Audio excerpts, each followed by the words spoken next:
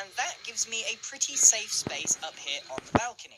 I found a little bit of grass, and using the bones from the chests from underneath all of the loot, I was able to get a fair amount of seeds.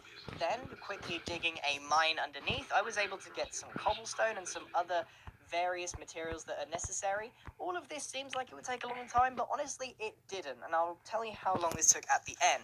But then I was able to make my stone hoe, start farming a little bit. I was able to plant a sapling so that I could get some trees and some logs, all of your various things. I even then took some time to decorate the front of this, seeing as I wanted to make this a bit better. All of that ended up with a farm, a tree farm, and a fully solid house. But you can take this one step further, of course, by making this into an actual mansion. All you would have to do is add a bit of a roof on the top, connect it all up, and this could end up being a really, really quick mansion. I mean, look at that. That doesn't look half bad, and I barely built any of it at all. Next up, we're going to go into one of the rarest biomes, the ice spike biome, and we're going to make a house in one of the large spikes. Now, we're going to have to collect a lot of things for this, and probably the most difficult thing to collect is some soul sand. You can do this without soul sand because I know that it is actually really unreasonable to ask someone to go into the nether at the start of the game. But these aren't necessarily starter houses, these are just the quickest houses that I know how to make. So you pop into the nether and hopefully, luckily, come across some soul sand, and you might as well pick up some magma blocks while you're there. You pop back into the overworld, and what we're going to do is work our way all the way to the top of this ice spike. And it's actually pretty difficult to know exactly when that is, so take an educated guess. So you will need to craft up a little bit of ladders here. As with most of these, you do need some resource collection.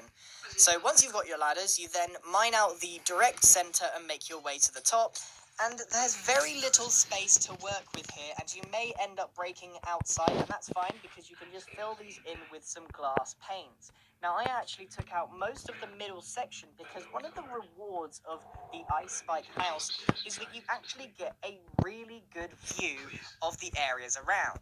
Now, getting down is a little bit of an issue because once you're up, you really should have prepared, and that was my mistake. I forgot to do that. So what you can do is add just a little bit of water around the bottom, because what we're going to do is actually make a water bubble elevator upwards, which is why we collected the soul sand. So you need to then remove all of those ladders, which I guess you could use as fuel later, and then we add our little cushion here to fall in from the top. Very simple to do, just one bucket of water. Then you need to get some sea kelp, which is really easy to get as well. It might seem like this takes ages, just one pop into the sea, smash some, and you get them, like lots of them. So really easy to acquire. Once you got them, you make your way all the way to the top of that water pillar. You jump down into your now safe location, which you have prepared. I did take a little bit of a risk by just putting one block of water there. And then you add your soul sand, and bingo bango, you've got your bubble elevator in your new ice spike house. This is probably the longest house to make. You're probably better off just making a wooden hut. However, the reward for this one is that you've got a very, very unique tower house that is very enjoyable to look around in. The next house is the singular easiest house, and all you need is a sign. You just walk up to any villager house, you say, eviction notice, this house is now mine. That is literally it. You didn't have to build a house at all, you just nab one from one of the villagers. But I think it's really important that you actually add that sign there, just as a courtesy. So the last house that I want to show you is actually a ravine house. Now, the reason that this is very effective is because some ravines can be very big. Now, the ones that I've showed you so far, all of the other quick houses, have been relatively small. Think about the ice spike and the mushroom. They've got a 3x3 space.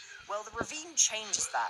This takes out a huge portion of building in general. And all you got to do is gather a lot of wood, make your way somewhat down the ravine, it's up to you how far, and then start bridging the gap between them with some oak planks or whatever wood that you happen to get, or any materials at all.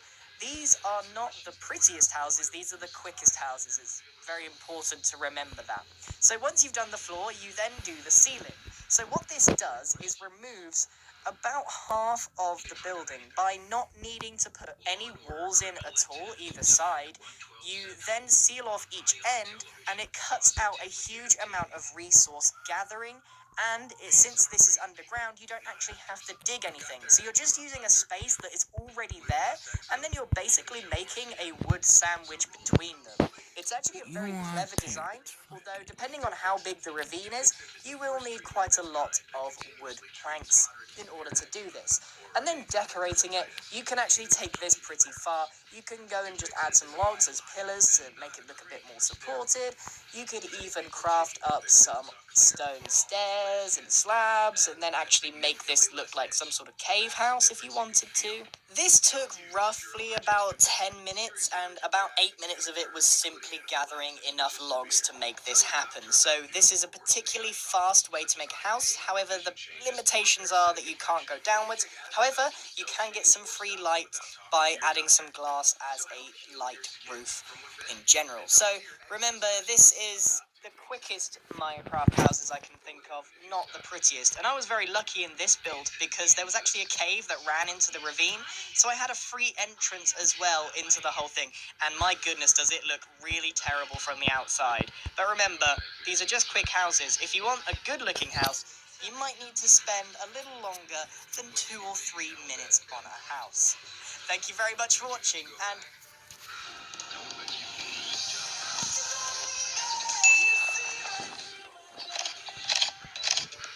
Yo guys, my name is Jerocraft, and today I challenge you to build this medieval castle. Look at the length of this video. How many of you have the courage and what it takes to build this castle? You guys have been requesting this build for heck knows how long, so I just had to build it. Now here's where it gets exciting. Here's where the challenge is really gonna get to you. The first person to actually put this castle together and send me a photo of the castle completed through my Twitter page will receive the official Jerocraft Minecraft pendrive with all my content for absolutely free.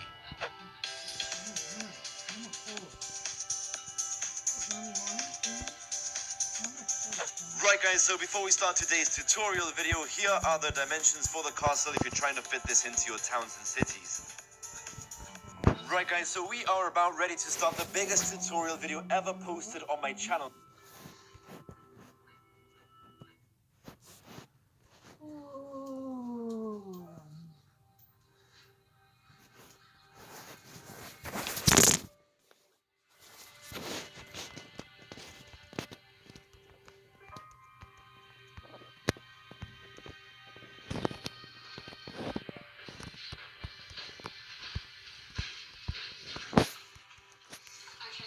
Close your fucking mouth, Sheba. So I know this sounds crazy, but let's see if we can hit that 1,000 likes. I know it's crazy.